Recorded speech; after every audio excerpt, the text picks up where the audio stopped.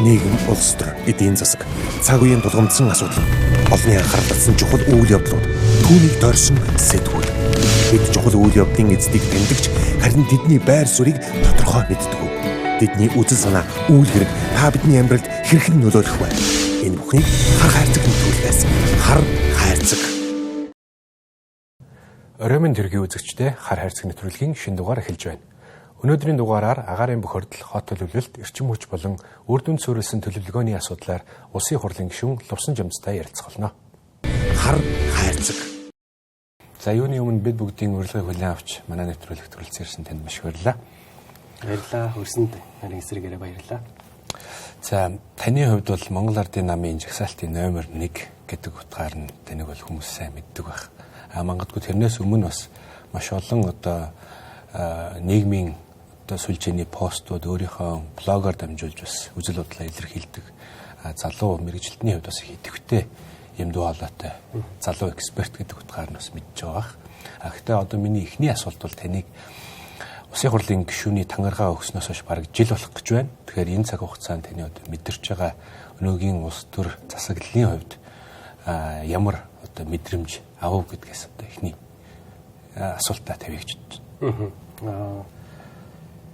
Өнгөрсөн 7 сард яг тангаргаа өргөөд одоо 2 сарын дараа 1 жилийн хугацаа өнгөрөх чинь. Тэгээд өмнөх парламент яг дотроо ямар үйл ажиллагаа болж байсныг мэдэхгүй. Гэхдээ нөгөө гадна талаас нь харж дүгндэг байсан. Тэр мэдрэмж болон одоо дотор нь Улсын хурлын гишүүн болоод ажиллаж байгаа энэ мэдрэмжийнхаа одоо харьцуулалтаар тайлбарлаж хэлэх гэж оролдъё те.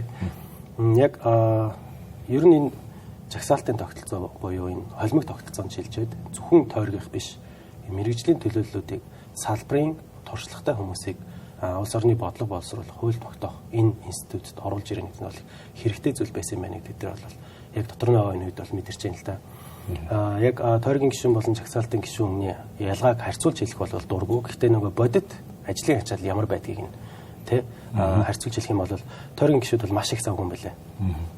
Яг одоо өөрсдийнхөө сонгогдсон тойрог дээр одоо оршин суугчдын бодит дуу хоолойг сонсохын тулд чуулганы үе ярьж бай, чуулган завсарсан үе ярьж бай, байнга орон нутгаар ажилтаа томилдог явждаг. Ажлын ачаал бол маш өндөр юм байна. Эсвэргээрээ тийм ажлын ачаал өндөртэй үед яг улс орны одоо том одоо хэмжээний салбарын бодлого ярилцъя гэх юм бол төдийлөн сайн тойргийн гишүүд маань бол одоо махчилд сууж чадахгүй болов гэсэн. Одоо ажлынх нь ачаал нь бол тийм юм байлээ. Тэгэхээр энэ жагсаалтын тогтолцоо гэдэг нь орж ирснээр ялангуяа Монгол улс тулгамдаад байгаа энэ эрчим хүчний салбар байна. Барилга хот байгуулалт цаашлаад одоо энэ утаа төвжирлийг шийдэх бодлогод тий. Дээрээс нэмээд IT буюу юм шинэ технологиудыг яаж бид нэр дэлхийдээ хөл нийлүүлж алах юм.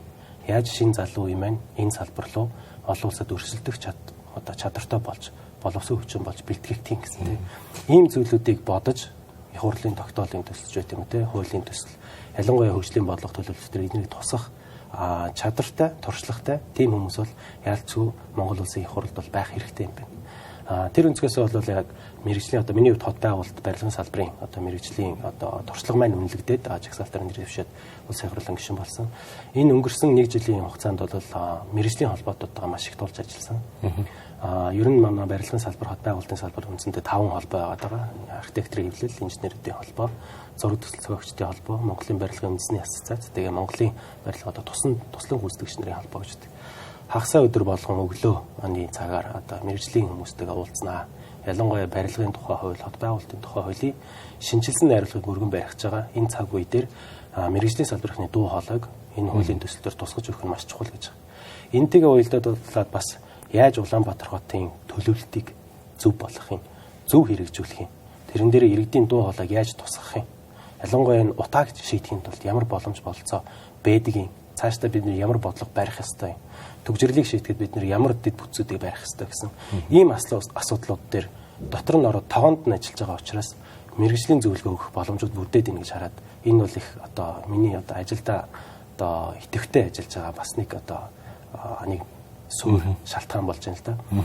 Хоёрдугаарт нь өмнө нь бол би нөгөө Токиогийн их сургуульд төлөвлөлтөөр докторийн зэрэг хамгаалаад Японы хамгийн том инженерийн зөвлөх үйлчлэлийн компанид олон улсын төслүүд хариуцж ажилладаг байсан. Тэр үедээ бас нийслэлийн удирдлагуудтай холбоотой байдаг байсан. Ялангуяа хөгжлийн ерөнхий төлөвлөгөө боловсруулж эхэлж явах үе метроны төслийг бодитоор хэрэглүүлэх юм уу яах юм. Энэ утаа төгжрлүүдийг шийдмээр байна гэсэн тий. Тэнгэрийн зам гэдэг одоо баг тойроо их тойроо дээгүүр ингээл гүүрэн зам барина гэсэн тийм том төслүүд явж байлаа шүү дээ тий. Тэр үе дээр нийслэлийн удирдлагууд болон манай салбарынхны одоо үе тэнгийн залуучууд маань одоо өдөр тутмаас холбоотой байдаг тий. Та сая хэлсэн ер нь бол сошиал дээр идэвхтэй мэрэгжлийн өнцгөөс одоо постууд бичдэг байсан. Онлайн хурал хэлцүүлэгд бол аль болох тогтмол оролцдог байсан л та. Тэр үед бол надад нэг зүйл мэдрэгддэг байсан. За энэ нөхөр бол гадаадад ажилладаг. Монголын хөрсийг мэдэхгүй. Яг нэг онол ярьж чаддсан байна. Гэсэн байдлаар одоо нийслэлийн удирдлагууд ч гэдэг юм уу те одоо төрийн албан хаагчид улс төрчид бол нэг темирхүү байдлаар хүлээж авдаг буюу нэг 10 зөвлөмж өрөхөд нэг 2-ын сонсдог гэх юм уу те. Яг одоо дотор нь ороод ажиллаад хамт нэг баг болоод гар нийлээд ажиллахлаэр 10 санал оруулахад баг 8-9 орж байгаа байхгүй. Тэгэхээр яг нөгөө бодиттой мэрэгжлийн зөв шийдлийг санал болгоход илүү их одоо улсын хурлын гишүүний байр суурь гэдэг бол нөлөөлөл нь илүү том байд юм байна. Энэ бол төр талдаа тий. Нөгөө талдаа бас олон нийт бол улсын хурлын гишүүний одоо яаж ажиллаж байгааг хардаг, хяндаг, ийм зүйл хийчээсэ гэсэн одоо хяналтын тогтолцоо их Монгол улсад сайн байна гэж хараад байгаа. Тэгэхээр ингээд зөв зүйтэй зүйлүүдийг яриад бодлого төсөлтэй ийм зүйлүүдэд тусгаад явах тусам олон нийтээсээ ингээд дэмжлэг гарч ирж байгаа нь бол их одоо миний ажлын урамыг бас илүү тэтгэж ийн л да. Нэг иймэрхүү хугацаатай 1 жилийн хугацаа өнгөрлөө. Тэгээд сая хэлсэн одоо утаа ч юм уу те нийслэлийн хөгжлийн ерөнхий төлөвлөгөө 2040 гэсэн ийм төслүүд дээр бол илүү наривчлаад яриулаад урт зүйл болно байх тийм. Үндсэндээ өнгөрсөн 1 жилийн хугацаанд бол иймэрхүү ажлын ачаалтайгаар иймэрхүү арга барилтайгаар ажиллаж ирлээ. За та бас түрүүн яриад дурдаад өнгөрлөө. Утааны асуудал, төгжрлийн асуудал гэдэг агаарын бохирдлын сэдв рүү хоёлаа нэг орё гэж бодож байна. Таны бас ярьдаг гол сэдвүүдийн нэг. Эрүүл мэндийн нөлөөллийн тухай бол манай олон нийт манай үзэгчид бол харцсангуй өндөр түвшний мэдлэгтэй болцсон байх үдийд бол мөн дээрээс нь утаа бол эдийн засгийн асуудал гэдэгтээ бол бүгд санал нийлдэг. Гэхдээ Монгол улс маань эдийн засгийн сайжирталтай магадгүй нэг хүнд оногдох дотоодын бүтээгдэхүүн 10-15 мянган доллар болохыг бид нэр хүлээмээргүй байна. Тиймээс өмнө утааг бууруулах технологийн тэм сонголтууд бол шийдэд бол байгаа гэж байна шүү дээ. Тэгэхээр хоёулаа энэ асуудал дээр нэгдсэн системтэй мэдээлэл өгөхүүднээс агаарын бохирдол утааны гол одоо цаад шалтгаан нь эдийн засаг гэлгүүгээр бүр ингээд гүн орлогоор нааталын одоо ямар шалтгаанууд байна. Одоо өвчнөр бол нэг өссөндөө онцлог л та тийм ээ. Яг өнгөрсөн 10 гаруй жилийн хугацаанд утааг бууруулахаар хэрэгжүүлж ирсэн бодлогууд маань суур одоо асуудлаа яг он чадаагүй. Утааг бууруулахын тулд бид нэр дандаа хэрэглээг дэмжиж ирсэн. Утааг зуух гэж одоо 80% хөнгөлөлтөөр тий 80-90% хөнгөлөлтөөр тэр чинь бас л татвар төлөгчдийн мөнгөөр татаас олгож байгаа хэлбэр. Одоо 5 толгой төсөл компаниас жил болгон 400 тэрбум төгрөгийг энэ одоо галгааг дэмжиж одоо урамшуулж олгож байгаа татаас бас л татвар төлөгчдийн мөнгө. Тэгэхээр бидний хэрэглээг дэмждэг бодлого гэдэг алдсан байна. Шийдэл юу юм бэ? Яг таны яг асуултын товчхон хариулт нь бол ерөөсөө дулаалга. Бид нэр дулаалгыг дэмжих буюу хэмнэлтийг дэмжиж ижил утааг бууруулах боломжтой. Яг боддоор буурах боломжтой. Одоо жишээ нь энгийнээр ярих юм бол энгийн гэртээ айл бол өвөл хамгийн хүйтэн үед бол өдөрт 3-4 удаа галалж байгаа. Тэр сарынхын сайжруулсан түвшний зардал нь 200 мянган төгрөг орчим болдог сартаа. Гэтэл одоо People in Need байгууллагаас чип багц буюу гэрийг дулаалаад цахилгаан хаалгаар тавьдаг тийм төсөл хэрэгжүүлээ. Сүүлийн 5-6 жил хэрэгжүүлчихсэн байгаа. Сүүлийн 2 жил бол маш их хэрчтэй явсан. 4000 гаруй айлыг дулаалцсан бодит шийдэл туршлага нь байгаад байгаа. Манай ойролцоогоор 22 аж ахуй нэгжүүд энэ дулаалгын материалыг үйлдвэрлэж байна. Дотооддоо гэрийн бүрээсээ ойж байна. Цахилгааны хаалгаар тавьж байгаа. Энийг хийснээр гэрийн дулаан алдагдал нь 50-60% буурчихж байгаа. Тэнгууд тэр дулаан алдагдал нь буурхлаар халаалтын зардал маань тэр хэмжээгээр буурна. Тэрнийг цахилгаан хаалгаар тавьж шийдчихэ. Тэгэх юм бол угаартахгүй, өрхийн зардал ихсэхгүй, дотор орчин цэвэрхэн, хүүхдүүд ханиад том хүрхгүй. Дээрээс нэмээд өмнө нь бол одоо үнс тортог гэд одоо хог хаягдлыг гардаг байсан бол өрхүүдийн одоо хог хаягдлын хэмжээ нь 65% буурсан гэж. Тэр ийм 5 том давуу талтай байна. Зөвхөн гэр дээр аваад үзэх тийм. Нөгөө талдаа байшинг яах юм бэ гэдэг зүйл байгаа. Бас байшинг дулаалахад амархан дулаан шийдэл төсөлгээд сүүлийн бараг 6 жил хэрэгжсэн төсөл байна. 160 гаруй аж одоо манайхаар хэлдэг баригадууд гэж хэлдэг тийм. Барилгын баригадууд яаж зөв стандартаар дулаан алдагдал багтаагаар байшинг дулаалах боломжтой юм бэ гэдэг судалгааг нь хийгээд шүтээсийн одоо багш эрдэмтэд хамтраад стандартыг нь боловсруулад тэрнийхэн дагуу одоо байшин гэрэг дулаалдаг тийм одоо баригадууд бэлэн болчиход байгаа. Ойролцоогоор нэг 18-аас 10 сая 9 сая төгрөгөөр 6-8 харьцаатай буюу 48 м квадрат байшинг дулаалах боломжтой. Дулаалцхлаар юу болж байгаа гэхээр сая хэлсэн гэртэй адилхан 50-60% эрчим хүчний хэмнэлт бий болж байгаа. Тэгэхээр дүүл цахилгаан алгаараа тавьж болж байна. Магадгүй зарим айлуу шаардлагатай бол газар халааж болно. Хэрэв бүр боломжтой айлах юм бол сэргээх эрчим хүчээрээс халааж болно тийм. Тэгэхээр ийм бэлэн дулаалгын шийдлүүд нь сүүлийн 5-6 жил бол ингээ бэлэн болчиход байгаа. Туршлага нь бас байгаад байгаа. Төрийн бодлого харин одоо ийшээгээ чиглэх хэрэгтэй. Ер нь нөгөө бодлогууд гэдэг зүйл чинь суураараа яг алийг дэмжих юм бидэг буюу сая хэлсэн хэрэглээг дэмжих юм уу, хэмнэлтийг дэмжих юм гэдэг талаар явдаг. Яг хүн ам ихтэй те үйлдвэрлэгч улсууд бол хэрэглээг дэмжиж болдог. Яг Хятад байна, Солонгос байна, Япон байна те Америк ч юм уу эсвэл Канада. Тэр бол бийж болно. Гэтэ Монгол улс бол хүн ам цөөтэй улс. Бид нар үйлдвэрлэгч улс биш. Тэгэхээр миний төрийн бодлогод бол зөвхөн утаа гэлтгүү. Энэ бүхий салбар дээр бол хэмнэлтийг дэмжих гомдлогоо явах хэрэгтэй. Тэгжиж илүү бид нар ногоон хөгжил, ногоон шилжилтийг ярих боломж нь бүрдэнэ. Улсын хурал дээр 85 дугаар тогтоолоор байгуулсан хот тосгоныг онцлогчулахад ногоон санхүүжилтийн тогтолцоог бий болгох ажлын хэсгийг ахалж ажиллаж байгаа. Өнгөрсөн намрын чуулганаар их хурлын даргаад санал тавиад энэ утааг шийдэх юм ажлын хэсгийг би ахалж ажиллая. Энэ суурьаар нь өөрчлөх хэрэгтэй байна. Ийм ажлын хэсэг байгуулаад би ахалж ажиллая гэд хэлсэн. Одоо үндсэндээ ажил маань дуусаад өчигдөр хамгийн сүүлийн олон нийтийн уулзалтуудаа хийсэн. Сая хэлсэн байшин дулаалдаг бригадууд, гэр дулаалдаг аж ахуйн нэгжүүд, байшин гэрээ дулаалцсан иргэдийн төлөөлөл, дулаалах хүсэлтэй иргэдийн төлөөлөл гэсэн 6 талт хүмүүсийн уулзалт зохион байгуулад Дулаанбаатар гэдэг аян эхлүүлж байгаагаа энэ ажлын хэсгийн хүрээнд эхлүүлж байгаа гэдгээ тайлбарласан л да. Дулаанбаатар гэдэг энэ ажлын хэсгээр бол бид нар энэ дулаалга гэдэг нь хамгийн чухал шүү. Энийг л хэдүүлээ хэрэгжүүлээ. Төр засгийн төвшөнд ч гэсэн нийслэлийн төвшөнд ч гэсэн энэ ойлголцол хурцчихсан байгаа. Нэг ойлголцол бид нар нэгтцэн. Ерөнхий сайдын зүгээс хагас өдөр болгоны шуурхай штаб гэдэг нийслэлийн асуудлуудыг шийдэх хурлыг зохион байгуулж байгаа. Энэ дээр би зөвлөхөөр ажиллаж байгаа. Энэ дээр бол анх бол яг тэгсэн л дээ одоо сайжруулсан түлшийгээд илүү хөх нүүрс болгоно ч гэдэг юм уу те газар халаах хэвээр ч гэдэг юм уу гэсэн тийм дахиад нэг хэрэглээнийхээ бодлогуудыг яриад эхэлсэн. Тэр үед нь бол бас яг сайн хэлэлцээдгүй дулаалгаал төрөөс дэмжээ. Халаагуурыг оршин суугчид өөрсдөө сонгол илүү оновчтой. Тийм бодлоор шилжих хэрэгтэй гэдгийг хэлсэн. Тэгээ энэ ногоон санхүүжилтийн ажлын хэсгийн маань санал дүгнэлт улсын хурлын тогтоол боловсруулаад дуусч байна. Үндсэндээ 2 том ажлууд хийж байгаа. Нэгдүгээр нь болохоор ногоон зээлийн журам гэдэг зүйлийг шинээр Монгол банкн дээр бий болгоно.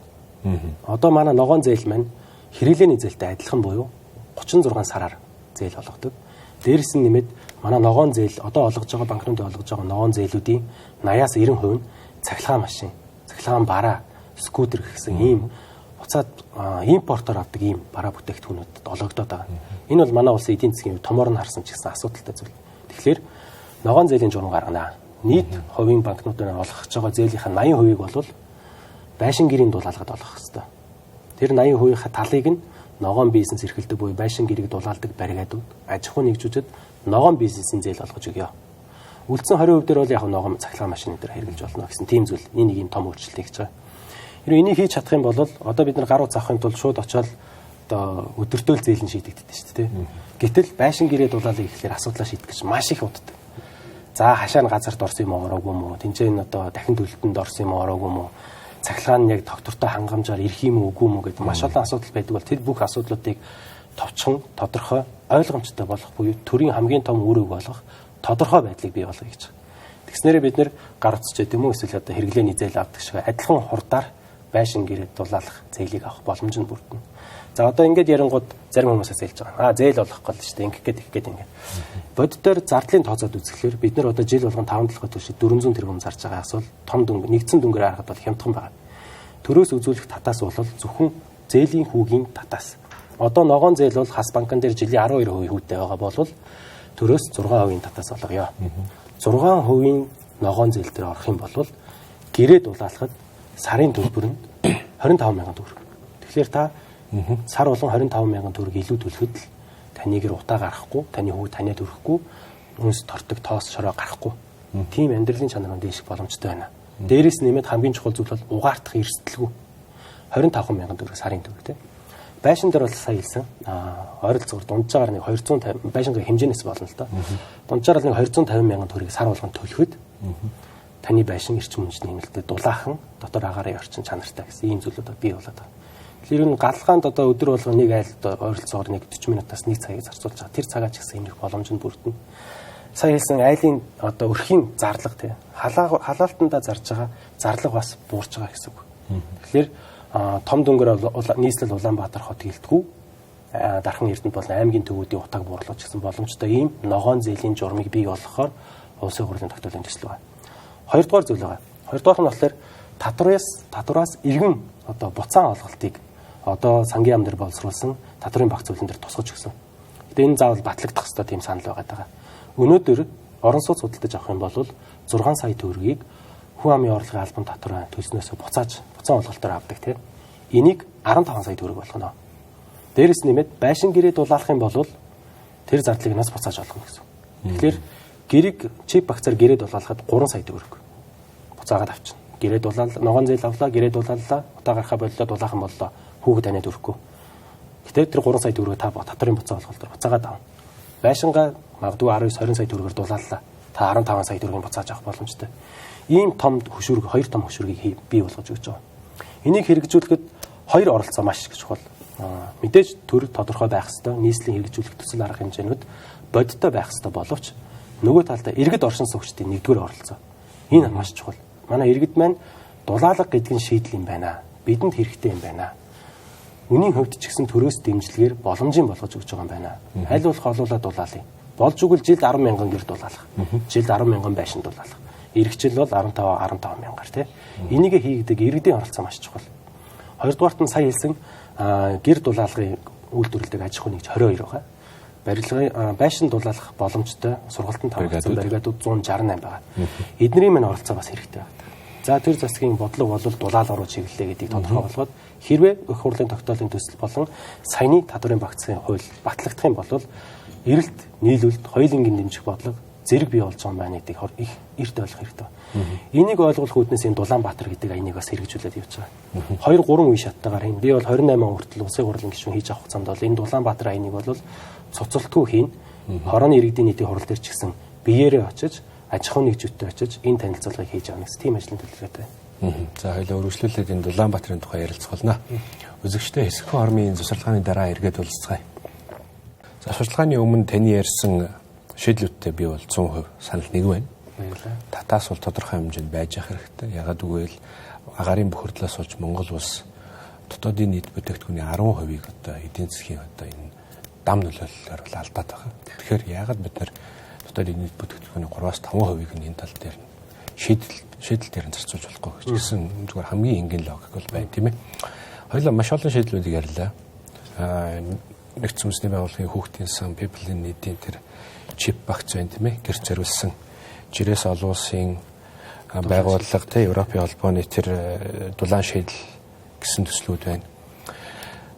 Энэ шийдлүүд бол байгаад идэг. Гэтэл яг энийг хэн хэрэгжүүлэх вэ гэдэг дээр бас одоо сүүлийн үед нэг асуудал гарч ирээд байна л да. Одоо жишээ нь Утааны сонсголын дундуурч байна уу да. Агаарын бохирдлыг бууруулах үндэсний хороотой. Гэтэл нийслэл дээр бас яг адилхан чиг үүрэгтэй газар байгаа. Мөн барилга хот байгуулалтын яам, эрчим хүчний яам, дээрээс нь 20 минутын хот гэсэн бас дахиад нэг юм ажлын албаны бүтцтэй ийм одоо олон толгой хэрэгжүүлэгч байгууллагууд байна. Тэгэхээр энэ олон үндэсний хороо яамдууд биднэрт хэрэгтэй юу, хэрэггүй юу? Аль нь яг аль чиг үүргээ авч явах ёстой юм. Энэ тал дээр бас яг салбарын хүний хувьд, экспертийн хувьд таны бодлыг шийдлийнх нь хамт сонсмоор. Их тогтолцооны суур асуудлаар нь хөндлөж байгаа их чухал асуулт байна тий.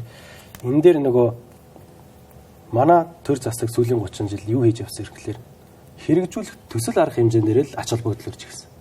За ийм ажил хийя тий. За утааг бууруулъя, утаагаа 100 одоо тараа тий. Тэгвэл энийг хэрэгжүүлэхэд бол за агаарын бохирдлын эсрэг үндэсний хороо байгуулъя тий. За орон сууцны асуудлыг шийдье, төрийн орон сууцны корпорац байгуулъя. Нийслэл бас нийслэлийн орон сууцны корпорац байгуулна гэл тий. Бүгдээр ингэ нөгөө нэг асуудлыг шийдэхийн тулд нэг ч хэрэгтэй байна гэсэн тийм одоо төсөл арга хэмжээ төвтэй тогтолцоонд байгаад байгаа юм л та бид нар. Энэ их халгаатай үр дүнд хүрдэггүй. Маш олон арга хэмжээ хоорондоо уялдаагүйгээр бүгд зэрэг хийж хэрэгжиж явхлаар татвар төлөгчдийн мөнгийг үр ашиггүй зараад байдаг. Өмнө нэгдсэн чуулган дээр бас би хэлжсэн энэ өнгөрсөн 5 жилийн одоо хөгж чиглэлийн одоо засгийн газрын манай чиглэлийн одоо бодлогын бичгээр энэ нийт 27 орчим их 80 төгрөгийн зарцуулсан боловч үр дүн нь хэмжигдэж чадахгүй байна гэдэг. Энэ бол бид нэр үр дүнд суурилсан төлөвлөлт төсөөлөлд хяналт үнэлгээ хийж чадахгүй байгаа юм гэсэн. Зарим улс гэхдээ дэлхийн бүх улсууд бол ийм тогтолцоотой бол биш л дээ. Солонгос, Шинзеланд, Хойд Европын орнууд бол ийм тогтолцооны шилжих ажлыг 5-10 жилийн хугацаа зарцуулж хийсэн. UNDP буюу одоо нэгдсэн үндэсний байгууллагын хөгжлийн агентлагаас бол сүүлийн 4 жилийн хугацаанд Монгол улсын төсөөлөлд хяналт үнэлгээ бас ийм байх хэрэгтэй байна гэсэн төслийг хэрэгжүүлээд харамсалтайгаар нь одоо яг 100% тэрнийхээ дагуу хэрэгжүүлж чадаад байгаа агентлаг яам тамган газрууд байхгүй байгаа тийм. Яг нөгөө боловсролын яамчууд юм уу соёлын яам зэрэг байгууллагууд бол сайн ажиллаж байгаа. Орон нутгийн түвшинд ч гэсэн зарим одоо нийслэл болон ийм зарим орон нутгууд бол энэ үр дүн зүрэлсэн нэгдсэн төлөвлөлтөд зүйлийг хийж чадаад байгаа. Гэтэ энэ яг асуудал нь хаана юу байгаа даа гэхээр бид нэр ямар үр дүнд хүрэх байгаа юм бэ гэдгийг эхлээд харах хэрэгтэй. Тэгжиж хэн ямар ажлыг хийх юм бэ гэдгийг тооцох хэрэгтэй. Тэгэхгүй бол энэ ажлыг хийхэд тулд ийм бүтэц нэгж хэрэгтэй, ийм дарга хэрэгтэй, ийм туслах хэрэгтэй, ийм машин, ийм төсөв хэрэгтэй гэж ярьж ерөөсөө болохгүй. Бид нар яг бодтер үр дүнд хүрэх. Сая хэлсэн одоо жишээ нь утааны шийдлийг яриа л тийм. Утааг бууруулах хэрэгтэй байна бид нар. Утааг бууруулахын тулд бид нар яамдууд юу хийх ёстой гэдгийг ярих болохоос биш. Утааг бууруулдаг төслийн нэгж байгуулаад бид нар хизээж утааг бууруулж чадахгүй. Одоо яам болгон дээр бодлого төлөвлөлтийн хэлц газар байна. Нийслэлийн газар болгон дээр бодлого төлөвлөлтийн хэлтэс байна. Маш олон төлөвлөгөө зохиодог. Хоорондоо уялддаг, хоорондоо ярилцдаггүй. Одоо нийслэлийн хөгжлийн ерхий төлөвлөгөө 20 төвчдөр яг дотор нь ороод ажиллахлаар мэдэгдэж байна л та. Нэг энгийн жишээ хэлэх юм бол нийслэлийн хөгжлийн ерхий төлөвлөгөө 20 төвчийг боловсруулж байна. За одоо хэдүүлээ энийг өргөн бариад улсын хурлаар батлуулна гэсэн чинь араас нь замын хөгжлийн мастер төлөвлөгөө зохионоо. Нийтийн тээврийн стратеги төлөвлөгөө зохионоо гэдэг маш олон төлөвлөгөө зэрэг гараад ирж байгаа. Өдгөл энэ 2040 чинь юу юм бэ? Яагаад энийг тэгвэл батлах ямар хэрэг байна? Энэ зохиох байгаа төлөвлөгөөнүүд дотор нь байгаа төсөл арга хэмжээнд бүгд энэ дотор байх ёстой буюу one plan policy гэж нэрлэдэг бодлого. Цорын ганц төлөвлөгөөний бодлого гэдэг. Энэ бодлого руу тогтолцоороо бид шилжих ёстой. Яамдууд хоорондоо яриад ганцхан төлөвлөгөө гаргаж өгнө. Нийслэл ч гэсэн ганцхан төлөвлөгөө гаргана. Ингэснээрээ бид нар хоёр зүйлийг бий болгох боломжтой. Эхнийх нь олон нийтийн оролцоо, олон нийтийн хяналт үнэлгээг бэхжиж өгнө гэсэн. Үүнийг ийм төлөвлөгөө зохиосон биз дээ та нар.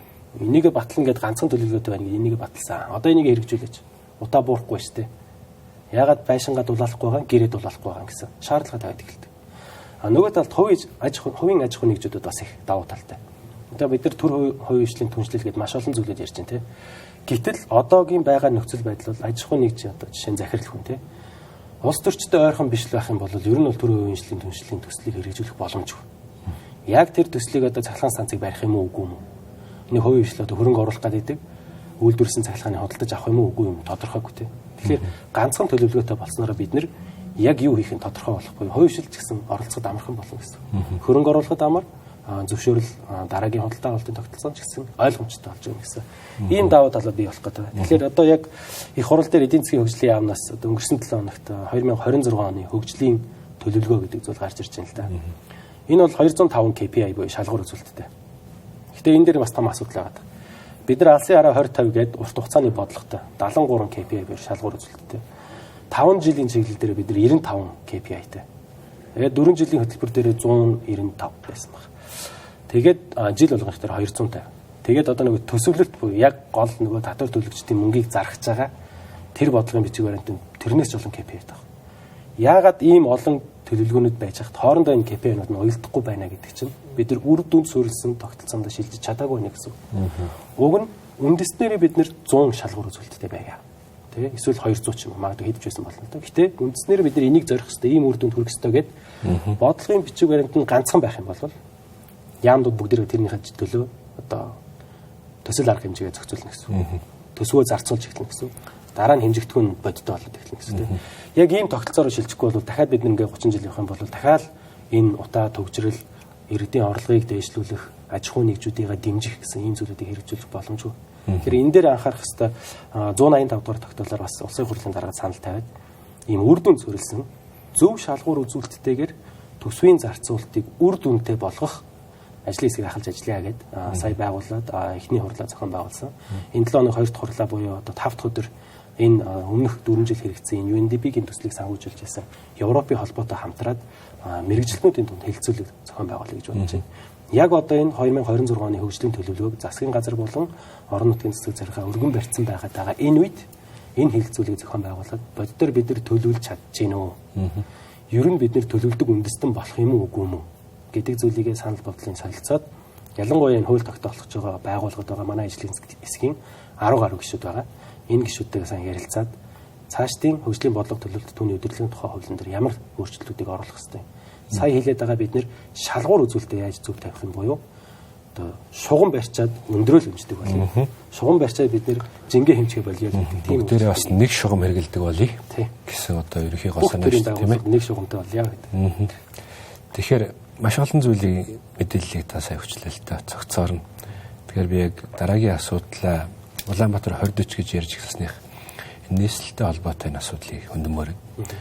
Саяхан хууль нь орж ирээд хойшилчих шиг боллоо. Улаанбаатар хот задраад 14 хот болох асуудал сая өндөгцсөн. Энэ дээр яг мэргэжлийн үнийн хувьд та ямар байр суурьтай байгаа вэ? Улаанбаатар хотыг 14 хот болгож хувааснаар бид бүхэн яг ямар үр дагавартай, ямар үр дүн, одоо ямар одоо яг ямар асуудлыг бид нар шийдэх гээд ерөнхий асуудлыг хүндсэн бэ? Энэ дээр бас нөгөө 14 хот болгож хуваах болон энэ 20 минутын хот үзэл баримтлал хоёрыг битээ холиосоо гэж бодож байна. Тусдаа 2 ажил хэсэг байгаа. Улсын хурлын гишүүн Алдарч Хавлангай бол энэ 14 хотод хуваах, түүний хуваасны дараах энэ төрийн үйлчлэгээний тогтолцоо ямар байх юм гэдэг ажил хэсэг ахалж байгаа. Миний хувьд бол энэ 20 минутын хот үзэл баримтлалыг боловсруулад яг олон улсын жишгт нийцсэн сая хэлсэн зөв шалгуур үзүүлэлт гэж байгаа. Зөв шугам барь гэж байгаа тийм. Яг одоо экономист сэтгүүлээс гаргадаг EIU индекс гэж байгаа. Дэлхийн хотуудын амьдрахад таатай үзүүлэлтүүдийг хэмждэг индекс байна. Энэ индексийг ашигладаг болыг бүгдээрээ. Улаанбаатар хот, Дархан Эрдэнэт хот, аймгийн төвд энийг ашигладаг болыг яг одоо авилгын төсөөлийн индексээр бид нэр одоо маш их жишээ авч ярьдэн шүү дээ. Монгол улс авилгын төсөөллөөр хідэд байгаа юм бэ гэдэг. Хэрвээ энэ 20 минутын хот үзэл баримтлалыг боддоор хэрэгжүүлэх юм бол энэ ажлын хэсгийг би ахалж байгаа. Энийг хийх юм бол бид нэр яг Улаанбаатар хот яг дэлхийн хотууд дээр хаана байгаад байгаа гэдгийг хэмжих боломжтой болно гэсэн үг. Ийм ажлын хэсгийг хийгээд байгаа гэсэн.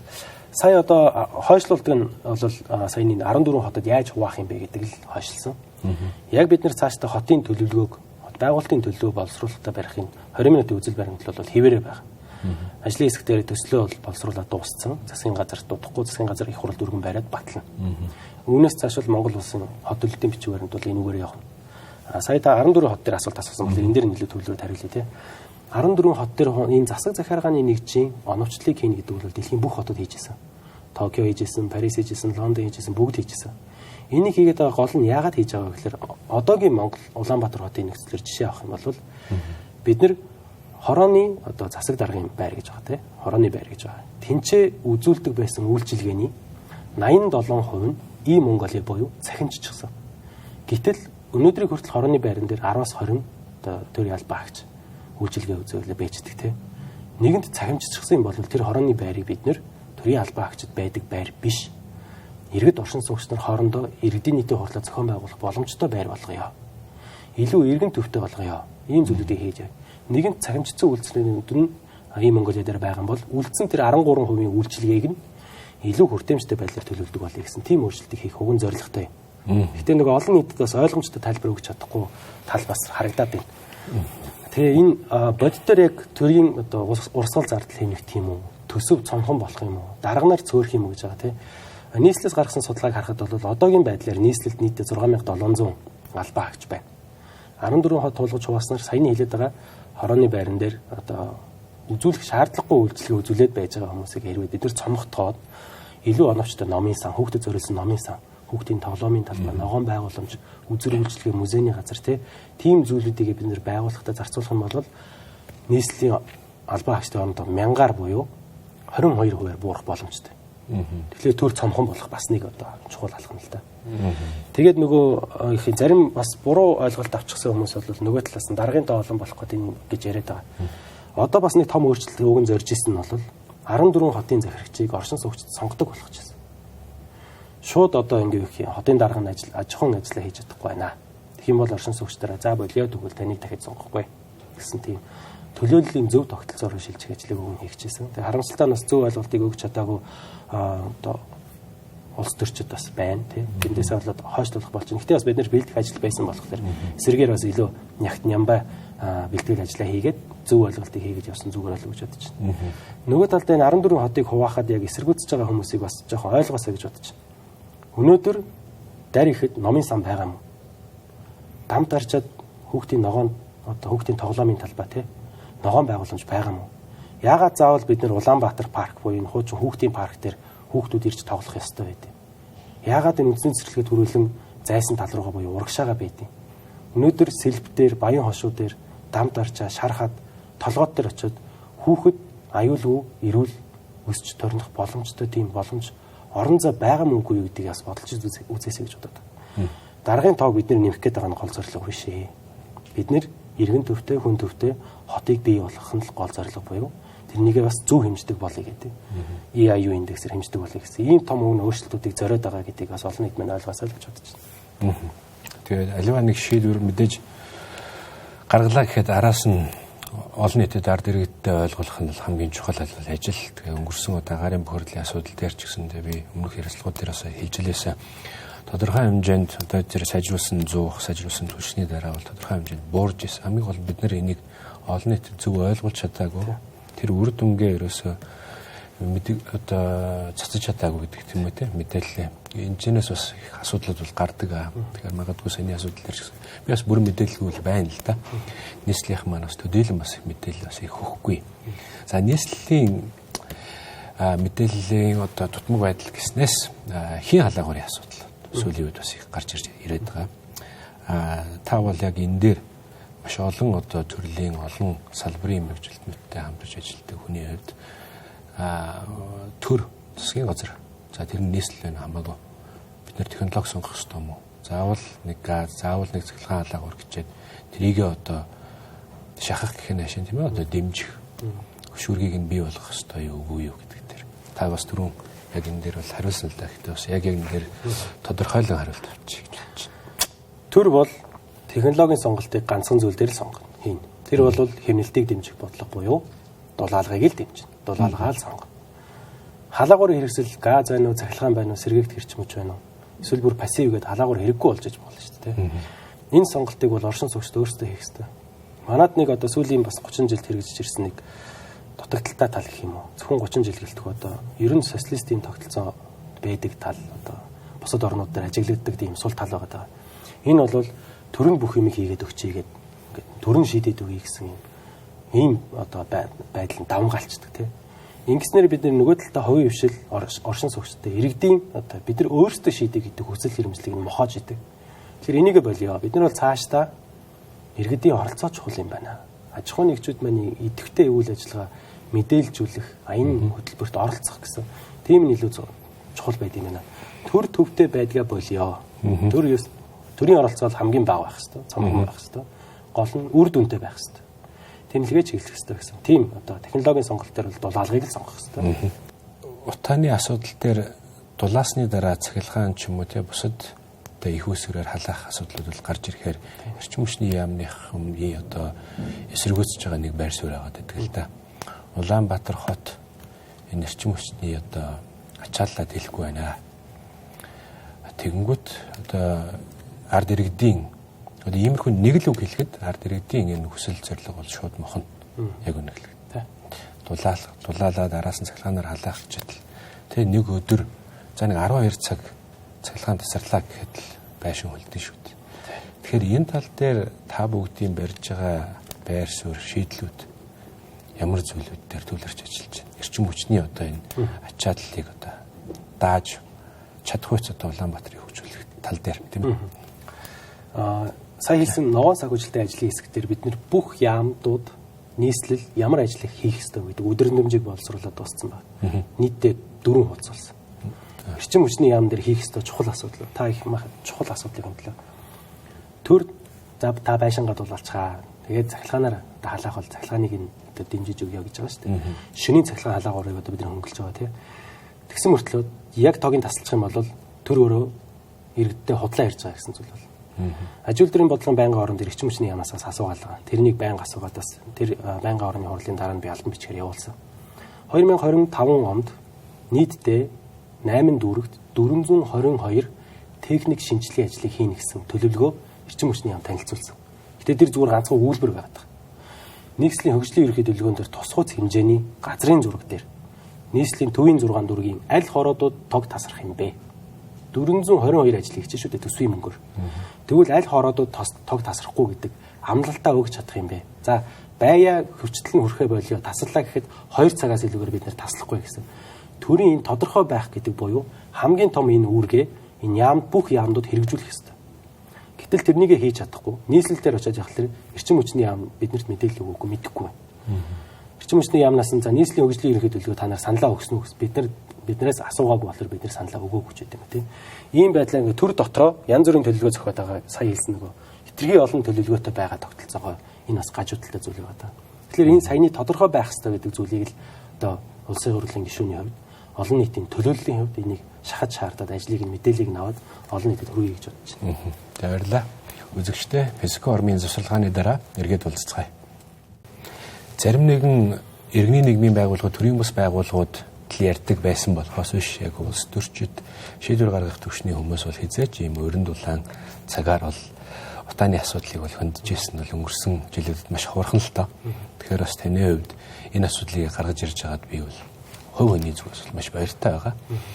Тэгэхээр таны санаачилсан хэрэгжүүлэхээр төлөвлөж буй Улаанбаатар санаачлагын тухай ярьж өгч энэ яг юу бодлогын нөлөөллийн ажил юм уу? Ялсвал яг энэний ард төсөвтэй ард нь хэрэгжүүлэх боломжтой юм багтаа юм ажил байгаа дээ нү.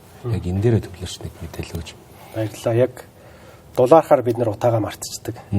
Тэгээд одоо юу гэх нэг зарим муухай үг гардаг шүү дээ. Монгол хүнийг одоо загасны санамжтай ч юм уу тийм. Бидний бол тийм биш ээ. Бид нар бол дулаан цагаар эсрэгээрээ дулаалах хэвээр өвлөөс өртөж дулаалах хэвээр гэсэн юм Улаанбаатар гэдэг аяныг эхлүүлж байгаа. Яг одоо бид нэр л хийх хэвээр цаг нь өнөөдөр. Өвлийн үйлрэлд бол төдийлөн сан байшин гэрийг дулаалахад бол хүндрэлтэй. Дээрээс нэмээд материалын үн өсчихсөн байдаг. Дулаалгын материалын үн тийм. Яг энэ хавар одоо 100 намрын үеэр л бид нэр дулаалгын материалын үн харьцангуй доктортой боломжийн байгаа үедэр нь байшин гэрээ дулаалъя гэсэн ийм аяныг төр засаг болон оршин суугчд болон аж ахуйн нэгжүүд энэ гурван талд нь гурван оролцогч талд нь гурвууланд нь нэгдсэн ойлголттойгоор хэдүүлээ нэг чих рүүгээ харьяа. Удааг дулаалгаар л шийдэх юм байна гэдэг ойлголтыг бий болгох нөлөөллийн аян байдаг. Ард талд нь бас төсөв бас тавьж өгнө. Ямар зорилготой төсөвд байгаа. Тэгэхээр сая хэлсэн ногоон сагуулжлтын ажлын хэсэг дээр бид нэр засгийн газарт өдрөдөмж өгч байгаа. 4 гаруй хуудастай байгаа. Аль ям хэдэн төгрөгийн төсвийг хаана зарцуулах хэрэгтэй юм байна гэдэг. Тэрийг бүгдийг тодорхой болгож өгч байгаа. Тэрийг одоо тэр төсвийг одоо зохицуулах нь бол засгийн газрын үүрэг. Хурлын улсын хурлаас бол тийм өдрөдөмж чиглэл бол тогтоолол гаргана тийм. Энэ ажлуудыг нь яг боддоор нөхцөл боломжийг нь бий болгох олон нийтийг бас тэр юм сэдэлжүүлэх. Аж ахуйн нэгжүүд нь бас идэвхтэй оролцоод ажлын байр нэмэгдэх, орлого нэмэгдэх гэсэн ийм олон талын цогц бодлогын одоо зүйлийг хэрэгжүүлэх гэх юм л та. Тэгэхээр энийг хэрэгжүүлээд явах юм бол яг боддоор утаа буурна. Тэгэхээр энийг бас манай хэвлэлийн олон нийтийн байгууллагууд маань ч гэсэн ялангуяа олон нийтийн байгууллагууд энийг маш сайн мэдж байгаа. Сүүлийн жилүүд бас хэрэгжүүлээд үзсэн.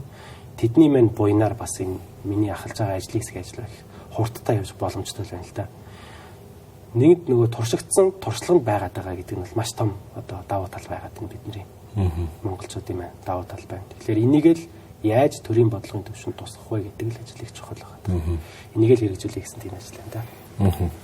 Тэгэхээр бас нэг олон нийтэд гарах хүлээлтийн асуудал яг энэ чинь сурган гарч ирж байгаа юм л та. Гүшүүнэ. Тэгэхээр нийслэлийн хувьд бол энэ жилдээ багтаага 50,000 айлыг нүүр төлөвлөхийн зогсооно гэсэн юм төлөвлөгөө гаргацсан. Энэ бол маш амбицлаг, маш өндөр амбицтай юм төлөвлөгөө. Хэрвээ энэ нааша унсан тохиолдолд магадгүй тий 20-30 орсон тохиолдолд асуудал үүснэ. Тэгэхээр бас нэг хүлээлтийг бид бүхэн яаж зөв удирдах уу, яаж зөв одоо олон нийтэд ойлгуулах уу гэдэг асуудал байна. Тэгэхээр таны хувьд бас түрүү хэллээ 2028 он хүртэл Улаанбаатар гэдэг санаачлагыг явуулна гэж. Тэгэхээр таны харж байгаагаар 28 он хүртэл хэдэн айл гэрийг дулаалах боломжтой гэж харж байгаа. Та бол яг инженер, архитектор хүн. Тэгэхээр нэг тодорхой тооцоололтой л байж таараа тийм ээ. Бидний ажлын төлөв бол юм байна. 2025 онд 10,000 байшин, 10,000 гэрийг дулаална. 26 онд 15,000, 27 онд 20,000, 28 онд 25,000 гэсэн. Тэгэхээр нийтдээ ойролцоогоор 100 орчим мянган өрхүүдийг одоо саяны төлөвлөгөөр яхан бол дулаалах боломжтой болох буюу агаарын бохирдлыг 50%-аас дээшээр бууруулах боломжтой болно гэсэн үг л дээ. Тэгэхээр энэ зундаа багтаа таны ярьсан, түрүүний ярьсан тэр татварын орчин нөхцөл яг бүрдэж амжих уу? бүрдэж амжихгүй бол бас ямар шийдлүүд байгаа вэ? Энэ тал дээр санхүүжилтийн хувьд мэдээж тийм ээ. Дээр таны одоо бодлож төлөвлөсөн ажлууд юу вэ? Хурлын тогтоолын төсөл бол энэ хаврын чуулгандаа багтаж өргөн бариад батлуулъя гэсэн ажлын төлөвлөгөөтэй байна. Нөгөө талдаа нийслэлийн шуурхай штаб дээр бас хагас өдөр болдог шуурхай штаб дээр танилцуулаад хоёр талаас нь ажиллаад байгаа гэсэн үг л дээ. Их хурал дотроос тэгээ засгийн газар дотроос нь зөвлөх маягаар тийм. Тэгэхээр энэ хоёр мэд зэрэгцээд явах юм бол магадгүй их хурлын тогтоолын төсөл батлагдаагүй бай гэж бодвол засгийн газарт аль хэдийн тэр зөвлөмж нь очсон байх учраас хэрэгжүүлэх ёстой гэсэн зүйлээ одоо их хурлын гишүүнүүд бол шахаж шаардаад явна. Магадгүй их хурлын тогтоолын төсөл хоцорсон байсан ч гэсэн би намрын чуулганаа дахиад өргөн барь. Ер нь бол хэдэн ч удаа өргөн барихад бол бэлэн байгаад байгаа. Яагаад тэгэхээр энэ хамгийн зөв шийдэл. Хамгийн үр дүнд хүрч болох шийдэл байна. Бодлого татварын орчинд нь одоо байгаа бас нэг боломж бол мэдээж өнгөрсөн жил батлагдсан аж ахуйн нэгжийн албан татврын одоо 1% хөнгөлнө гэсэн буцаан олголт биш тийм ээ. Мөрөг хөнгөлнө гэсэн заалт бол байгаа. Тэгэхээр бас энэ дээр аж ахуйн нэгжүүд та бүхэнтэй, танаа багийнхантай, нийслэлтэй үндэсний агарын мөхрлийг бууруулах үндэсний хороотой бас хамтарч ажиллах юм боломжууд бол харагдаж ах шиг байна. Тий. Нийслэлээс хэрэгжүүлэх гэж байгаа 50 мянган байшин гэрээг дулаална гэдэг дээр болвол төрийн өмчт компаниудын одоо 1%-аар тэр ажлыг хий гэсэн зорилго байх шиг байна. Нарийн мэдээлэл нь сайн мэдэхгүй л байна л да. Харин манай хувийн хвшил дээр бол хэрвээ 2025 онд бол нэг ойролцоогоор 150-аас 250 орчим тэрбум төгрөгийг манай хувийн хвшлүүд маань нийгэм чиглэсэн ажилд зориулах боломжтой болоод байгаа. Энийхтэй илүү миний бас нэг өөр хэрэгжүүлж байгаа ажил байгаа өртөө төслгээд энэ бол илүү одоо амьдрахад таатай орчныг бий болгох буюу 20 минутын хот концептыг хэрэгжүүлэхэд хүүхдийн тоглоомын талбай, ногоон байгууламж, номын сан гэсэн тийм зүйлүүдээр чиглүүлсэн илүү бодтой юм болов уу? Яагаад тэгэхээр манай аж ахуйн нэгжүүд манаас өөрсдийн одоо компанийнхаа одоо маркетингийн зардлаараа тэрнийг ашиглах нь одоо гол одоо сэтэл байгаад байгаа шүү дээ тий. Тэгэхээр тэр олон хүнд хүрэх боломжтой тийм төслүүдэд чиглүүлсэн илүү хувийн хвшил талдаа ашигтай болов гэж бодож байгаа.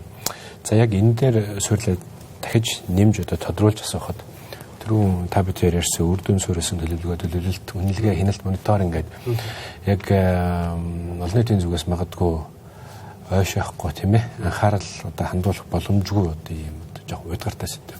Гэхдээ яг үнэндээ бид бүгдийн амьдралд хамгийн их одоо нөлөө гаргах хуйц одоо юм асуудал болчиход байна л да. Тэгэхээр өнгөрсөн чуулганы үеэр бас гаммаа олон одоо таны зүгээс бас бусад одоо харьцангуй ихэнх нь бол жагсаалтаар гарсан гишүүдлийн нэг илүү хөндөж ярьж байгаа шиг байсан.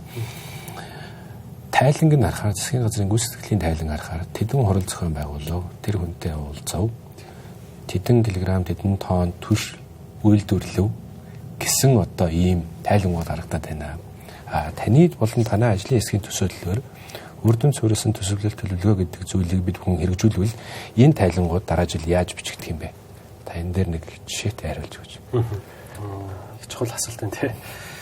Яг нөгөө сая хэлжсэн нөгөө жагсаалтын тогтолцоо нь бол энэ зөв юм байна буюу мэрэгжлийн хүмүүс орж ирж иж энэ бодлогын төлөвлөлт төсөл арга хэмжээний үр дүн зөв хэмжих ёстой гэдэг зүйлүүд одоо сэдв яригдаж илүү өргөн хүрэг яригдаж эхэлж байна л да. Бодтой жишээ хэлье тий. Эрчим хүчний яам төрийн өмчт эрчим хүчний компаниудын алдагдлыг бууруулна гэсэн зорилго тавьсан. Ганцхан зорилго тавьсан. 2024 онд багтаач тий. Гэтэл алдагдал нь 5 тэрбум төгрөг байсан нь 70 тэрбум төгрөг болоод ихссэн байгаад байгаа. Гэсэн боловч өөрсдөө хийсэн ажлыг биелэлтийг 100% гэдэг үнэлээд ороод ирсэн.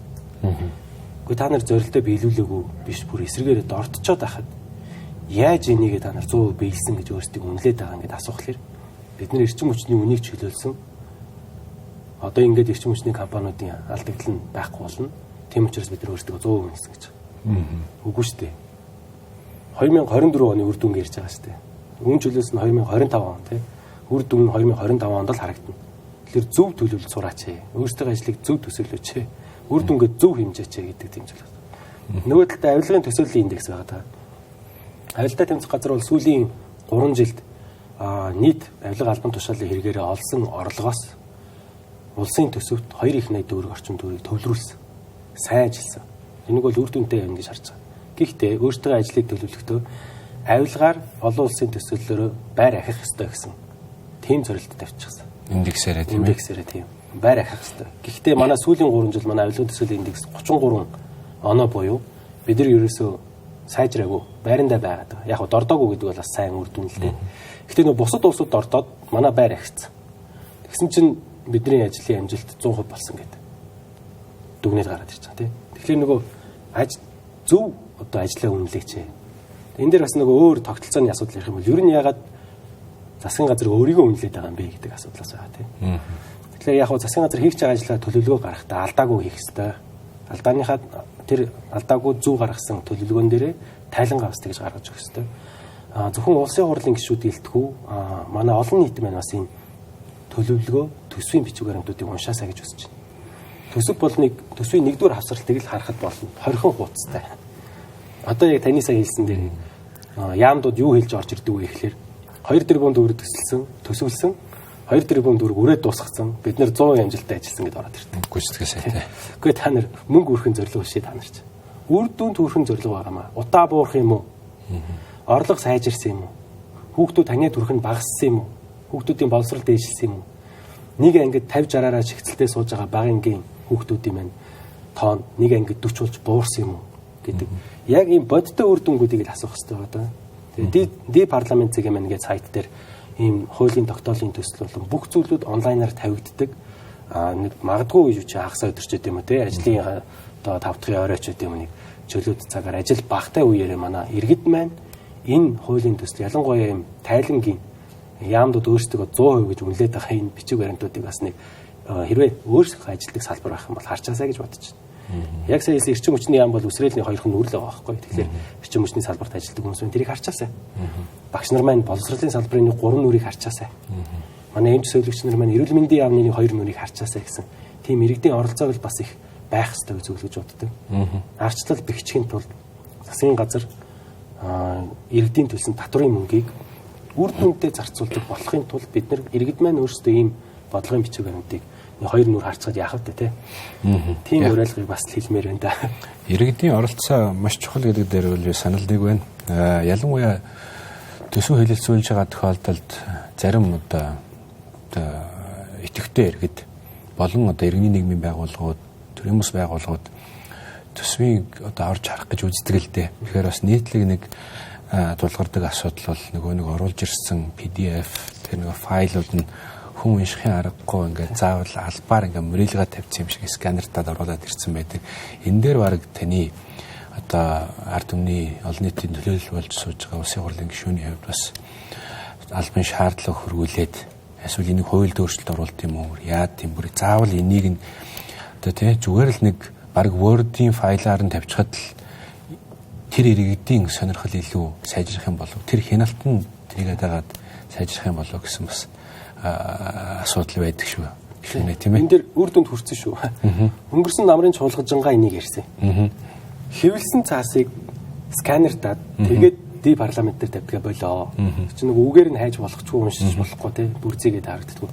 Нэгэнд өргөн барихтаа тэр чинь файлаар л өргөн барьж байгаа юм чи. Файлаар нь тэр чигээр нь тавьж байгаа гээд баасан жаргал гишүүн, уян гишүүн нарын хамтаар альбом бичиг бичээд их хурлын дараагаад өгсөн. Одоо парламент зэг ороод харах юм бол зарим ихэнх одоо файлууд бол Word-ийн одоо задгаа файлаар байгаа. Тэгэхээр энэ бол ахиц гарчихсан. Яг зарим нэг чадахгүй байгаа яамдууд байгаа л да. Тэгээ ерөнхийдөө бол ихэнх бичиг баримт бол унших хуц чанартай болчихсон байгаа. Яг энэ дээр түрүүний ярьсан нөгөө үнэлгээ хяналт дээрээс нь хариуцлагын асуудал орж ирнэ тийм ээ. Одоо жишээ нь тэрийгээ тэгж тавиагүй бол яах вэ? Эсвэл төлөвлөсөн төлөвлөгөөгөө хэрэгжүүлж чадаагүй бол яах вэ? Үр дүнд гээд олон асуудлуудыг ярьж болно. Таны харж байгаагаар одоо засгийн газар бол мэргэжлийн хяналтын ерөнхий газар гэж байсныг татан буулгаад үндэсний хороотой болсон. Гэтэл нийтлэг гарч байгаа шүүмжлэл бол засгийн газар өөрөөсдийгөө ингэж хянж болохгүй. Тэгвэл өөр ямар тогтолцоо байж болох юм? Энэ дээр гишүүдийн хувьд магадгүй гишүүдийн дотоодод яригдж байгаа асуудал шийдлүүд байна уу? Та юу гэж харж байгаа юм? Энэ хяналт үнэлгээний үндэсний хороо байгуулахыг бол нэг талаар бол би дэмжиж байгаа. Яг тэгэхээр яам болгон дээр хяналт шинжилгээний газар гэж байгаад байгаа. Яамн дотроо өөртөө хэрэгжүүлж ирсэн ажиллагаа өөрийгөө хянана гэдэг бол байхгүй. Тэгэхээр яг засгийн газар дотроо нэг хороо гараад яамдуудаа хянана гэж бол би бас байж болно гэж бодож байгаа. Эдийн засгийн хөгжлийн яам нь бол нөгөө талдаа төлөвлөлтийн бичиг баримтыг энэ бүх яамдуудаас аваад гаргаж өгч байгаа. Энэ бол зөв одоо засгийн газар дотроо ингээ 3 болох гэдэг шүү дээ. Нэг тал нь бол төлөвлөгөөн дээр нь сайн анхаарч ажиллая. Нөгөө тал нь хяналт үнэлгээг сайн хийя гэдэг тийм. Эннээс гадна их хурлаас одоо томилдог байгууллагууд байгаа. үндэсний аудитын газар байна тийм. Аудитын газар бол илүү одоо санхүүгийн тайлан талаас нь хянах хэрэгтэй байдаг. Ялангуяа төрийн өмчт компаниуд дээр төсвийн хөрөнгөөр одоо бүтээн байгуулж байгаа дэд бүтцийн төслүүд дээр энэ нь яг эдийн засгийн хувьд үр ашигтай мөн үгүй мүү гэдгийг нь хяндаг талаас нь байвал зүгээр гэж бодож байгаа. Харин их хурлын тавгын газар бол хяналт үнэлгээний газар гэж байгаа. Эднийх нь бол саяны бодлогын хэрэгжилт дээр нь хамгийн их анхаарлаа тавих хэрэгтэй. Яг иргэдийн орлого сайжирсан юм уу? Бид нэр дундаж насалт уртсаад байгаа мөн хүүхдүүдийн боловсролын түвшин ахаад байгаа мó гэсэн юм бодлогын үнэлгээг нь их хурл нь хийдэг байл зүгээр гэж бодож байгаа. Тэгэхээр ийм гурвалсан одоо хууль тогтоох, хэрэгжүүлэх, хянан шалгах, хянан шүүх гэдэгтэй адилхан энэ бодлогын төлөвт хэрэгжилт төсөөлөлт хяналт үнэлгээ гэдэг маань бас үндэсний аудитын газар, их хурлын тавгын газар, засгийн газар дотор бас өөртөө. Гэсэн энэ гурван маань хэрвээ зөв ажиллах чадах юм бол уг нь бол тогтолцооны хөрсөнд бэлэн болчиход байгаа гэж бодож байна. За Дулаанбаатар санаачлагын хүрээнд гол дүр байгаа ч гэсэн уриалгыг бас тавьж байна. Тэгэхээр улсын хурлын түвшинд бас залуу улс төрчийн хувьд зарчим гаргаж байгаа шийдвэр ярьж байгаа өнгө аясын хувьд ч гэсэндээ та бол бас их тод дүр болж чадсан гэж миний бас бол хардаг. Тэгэхээр таны дараагийн цаашдын үйл ажиллагаанд амжилт хүсье. Үзэгчдээ дараагийн дугаараар уулзцгаая. Баяртай.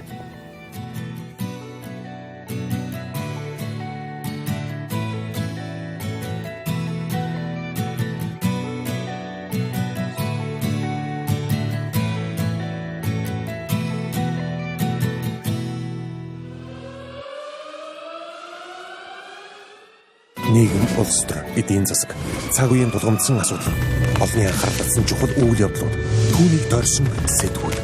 Бид чухал үйл явдлын эздийг тэмдэгч, харин тэдний байр суурийг тодорхой мэддэг.